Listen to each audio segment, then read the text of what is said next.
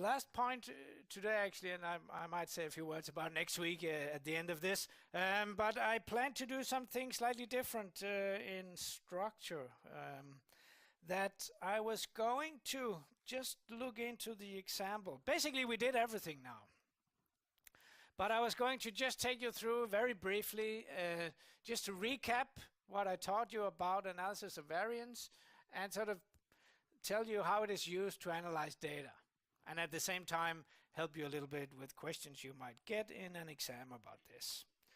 So the plan was to actually go to the book. So I didn't prepare a huge number of slides. I'm going to jump into the book part and look at what it tells us in this complete worked through example, plastic types for lamps, which is originally an exam exercise, actually. So I should have my...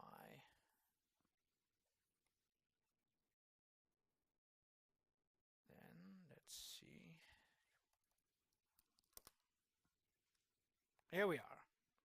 So I copied in the pages from the book here, and I'm going to look at those with you. So this is a typical Oneway ANOVA setting. We have how many groups? 3, 4, 5 groups of data with so k equal 5. What are the number of observation in each group? That will be 6 observation in each group, and that's the same for all the groups, right? So we have, these are some strengths that are measured on these plastic screens. An experiment is measuring such strengths on replicated screens. So it could be put into R by a simple data frame reading in, just in the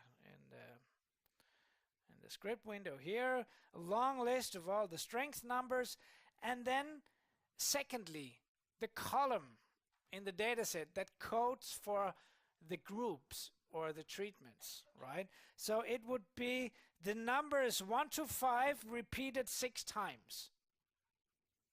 So 1, 2, 3, 4, 5. Does that 44, 52, let's see. 44.6, 52.8, 1, 2, yeah, it seems to add up. So 1, 2, 3, 4, 5 is the coding of the groups. And then, so this coding of the groups, of course, should match the order in which the data appears. Now, if you read in the data from an Excel sheet or something, it will be as it should in that order, because then you get it like that.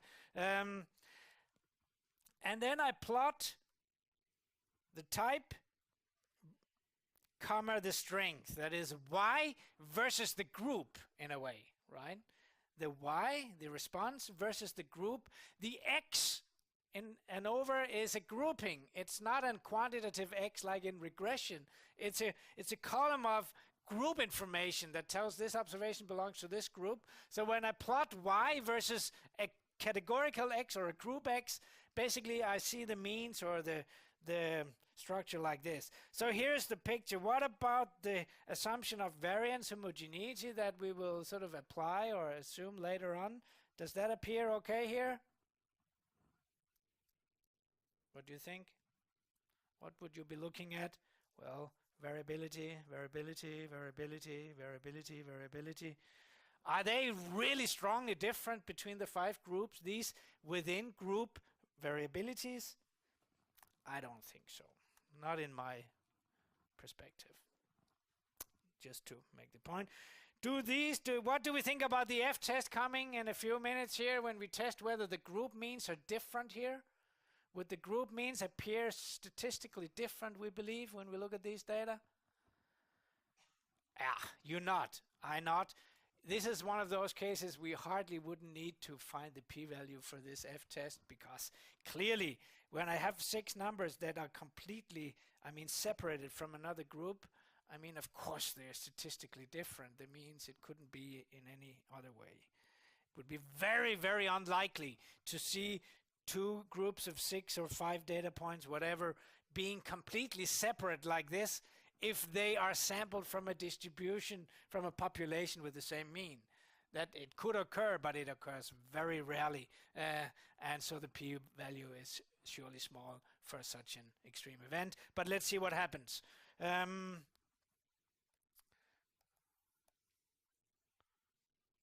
Here's how we could do it in R.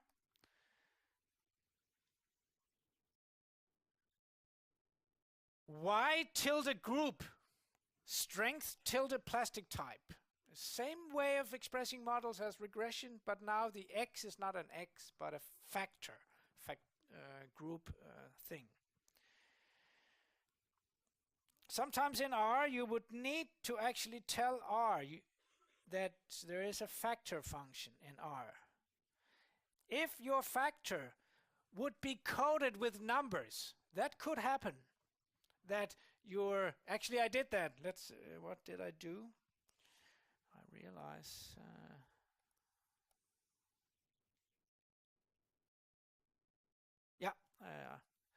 look at this. I actually coded it with numbers. And then to make R know that when you're going to look at this one for me in my ANOVA, you should not use the numbers 1 to 5 that I gave you, but you should only use them in a categorical way to identify which group each observation belongs to. And this is an inbuilt function in R called factor. So Oneway ANOVA is a one-factor model. We tell R by this that it remembers plastic type to be a factor information, a categorical variable that only is used to identify the groups. The numbers themselves are not used for anything. This is important because if I didn't do this, this R line down here would just do a linear regression for me, as I taught you 2 weeks ago. And that's not interesting with an artificial numbering 1 to 5 of some groups that doesn't mean anything. So we should be careful here.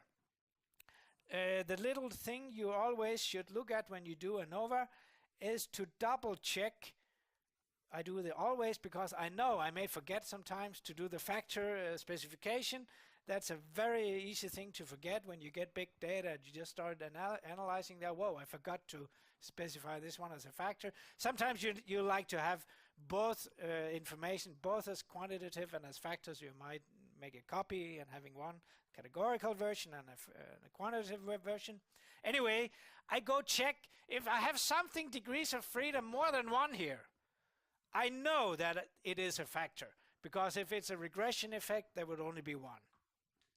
Now with 2 groups you could be fooled still, but with multiple groups you could double check.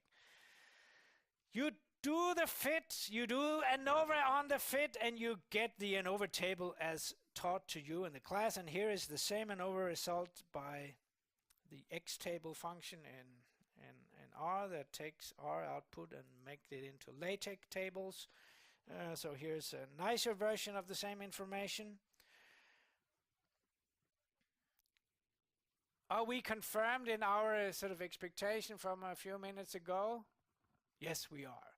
Really, really small p-value that tells us that the 5 means could not be the same in this case, right?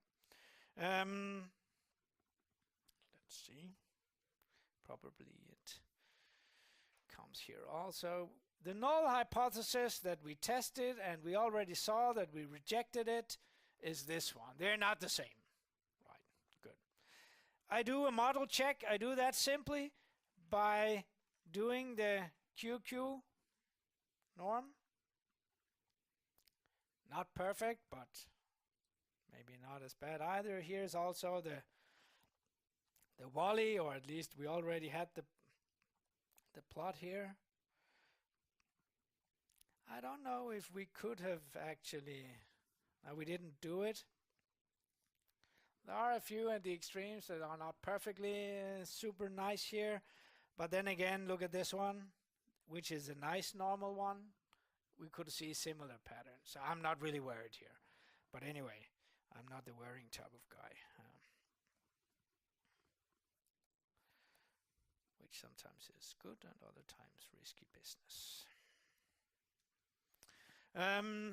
We could Also, look at the means. That's a post hoc. I mean, there are various ways of extracting means by groups. Some more fancy ways than here. But here's a very basic function which is called tapply, where you can take the strength values, you take the factor, and you tell which statistic would you like to have computed for each level of the factor. So in this case, I get the 5 means. So these are the post hoc values that tell the story about the 5 types here, right? And then if we wanted to do some post hoc comparisons, we, across all means, I go check how many comparisons do I have between 5 groups. That would be 5 times 4 halves. That's 10. 1, 2, 1, 3, 1, 4, 1, 5, 2, 3, 2, 5. There are 10 of those combinations. And so when I do the subsequent post hoc inference, I don't use 5%, I use 5 per mil, 5% divided by 10. For all my, I compare everything like that, so I'm a bit more cautious in my comparison. And before I put words on that, I collect my data like this. I collect my data in a table from smallest to largest mean of strength. So plastic type 5 has the smallest strength. Plastic type 2 has the largest strength. So this is the post hoc summary of what's going on. I then add on the statistical information from all the hypothesis tests, or that is confidence intervals, but hypothesis tests.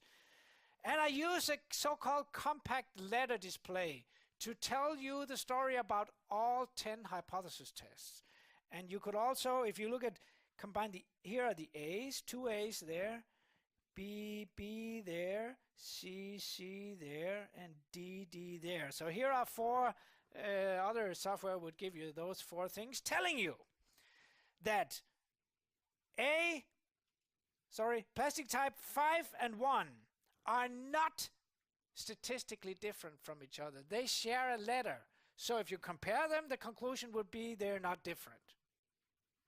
What about plastic type 4 and 1? Well, they also share the letter B, so they're not different. But what about 4 and 5? They don't share a letter, so they are statistically different. So by this compact letter display, I basically convey the story of all 10 pairwise hypothesis tests. What we are telling up here is that in the case of data like this, and I'm close to finishing, when we have data where all the NIs are the same, so all the group sizes in terms of sample sizes are the same, the formula for doing the post hoc inference becomes nice because the NI and the NJs are the same all over. So the confidence intervals will have the same widths for all comparisons. It's just the NIs that decide the widths of the confidence intervals. That means that we can compute one single number, one single spread of data that we can use for all comparisons. And that is called a least significant difference value, an LSD value, which in R looks like that. The formulas are given in the book also. It's just to find the joint confidence interval width for all of the comparisons. And then you can take that number, and that is actually good for plotting. That is what people should be better at out there. It would be nice to maybe make some plots of, here are the 5 means, I'm just throwing in something here. And then if you put the LSD bar, when it's possible, you put the LSD bar like that next to things in a plot, instead of all this problem of showing overlapping confidence intervals. The LSD bar tells you if 2 means differ by more than 4.6, they're statistically different. If they don't, they're not different. So you can visualize that on the bar, and in our panel check software we made interactive bars like that, so you could scroll them up and down. They're pretty neat. Anyway, in a scientific paper, you cannot, it's not Harry Potter or anything, we cannot make interactive bars yet. when people read it in things, we could, but we're not there. Scientific journals don't come as fancy interactive papers yet. Sometime in the future they will. So basically that's where we are.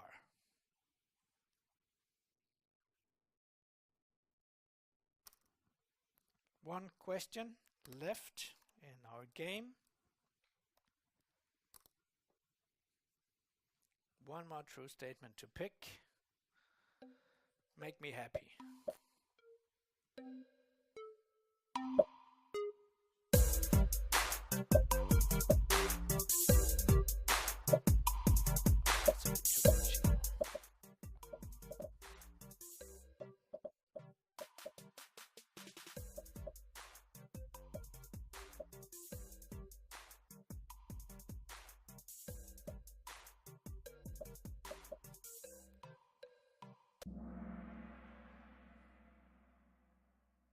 I'm almost up for a dance. You yellow guy, you're the reason why I don't do any dancing. Very good. I'm so happy. We're gonna now stop this. The winner is Bertelizer. Would you like to have the applause of everyone, Bertelizer? There you are. Number 2, Messiah of Stats. Who are you? Good there. And Benedict. Number 3. Good job. And that's it, ladies and gentlemen. And see you next week for the two-way. Much more interesting.